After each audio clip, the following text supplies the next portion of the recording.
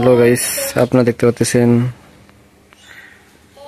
আমার মেয়ে গাছের সঙ্গে রশি বাঁধে ঢোলো বানিয়েছে।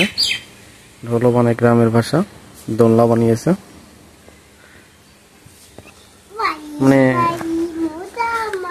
এটা দেখার পর মনে হচ্ছে ছোটবেলায় চলে গেছি আমরা এভাবে অনেক বানাতাম, বানিয়ে বানিয়ে খেলতাম।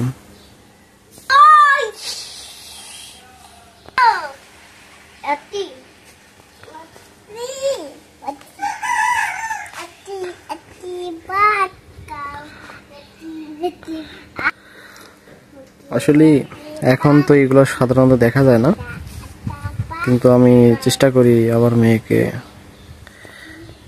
অনেক আগের কালচারগুলো শিখাইতে, যেন এগুলো বাংলাদেশে অনেক ঐতিহ্যবাহী একটা জিনিস ছিল। এগুলো তো সাধারণত এখন দেখা যায় না, কিন্তু আমি চেষ্টা করি ও যেন বুঝতে পারে। যেন আম্মু, এটা কি? এটা কি? তুমি যেখানে চড়ে আছো এটার নাম কি? কি? আরে বাবা রে,